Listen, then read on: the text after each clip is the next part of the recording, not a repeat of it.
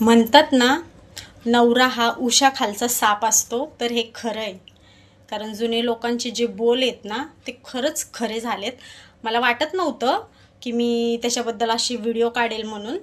कारण जे मी पहिले व्हिडिओ काढले होते ते सांगितलं प्रँक होता, आणि तो खरंच प्रँक होता. पण आता खरंच माझा नवरा उशाखालचा साप आहे.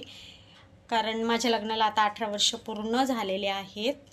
तोपर्यंत त्याला असं वाटत होतं की नाही नाही, माझी बायको चांगली आहे आणि माझी आई आणि माझी बहीणच आमच्या संसारात आग लावते.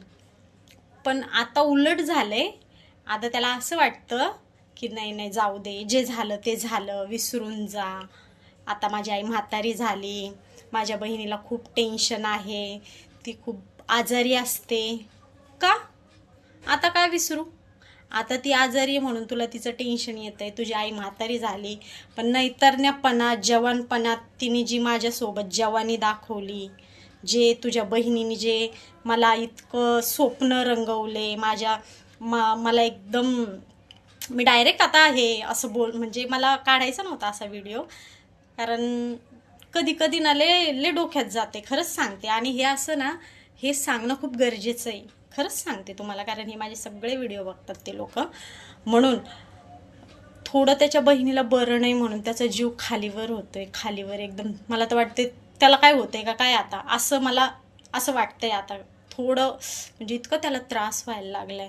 आणि आईबद्दल प्रेम आलंय आता. तेव्हाच येऊ द्यायचं होतं ना, तेव्हाच बोलायचं होतं तू वाईट आहे, कशाला माझ्यासोबत राहायला, तुला तुझ्या आई बहिणीसोबतच ठेवलं असतं ना. मग मी माझी राहिले असते का? राहू शकत नाही का सांगा? आत्तापर्यंत बरं ठीक आहे, म्हटला असेल तो, जाऊ दे, त्याला वाटलं असेल काही. पण एवढं कसं लगेच माणूस विसरू शकतं? त्याच्या डोळ्यासमोर जे जे घडलेलं आहे, त्याने जे बघितलेलं आहे, माझ्यासोबत कसे वागत होते, एवढ्या दिवसाचं सगळं जाऊ द्या, हे सगळं ते सोडून द्या. बाकीचं एवढ्या वर्षाचं काय झालंय काय नाही ते सगळं सोडून द्या. पण आपण जे 3 महिने सोबत राहून, एकत्र राहून त्यांनी कशी वागणूक दिली होती, तुला स्वतःला, मला, माझ्या 2 मुलांना लगेच विसरायचं. म्हणून आहे ना, नवऱ्याला कधीच म्हणायचं नाही हा माझा आहे आणि नाही तो चांगला आहे. त्याच्यासारखा साप, ते खरंच म्हणतात, नवरा हा उशाखालचा साप असतो. तो कधी उठून तुम्हाला चावेल ना, तुम्हाला सुद्धा कळणार नाही. हे खरं आहे. आणि जाऊ द्या, अशा लोकांच्या काही नादी नाही लागायचं मला.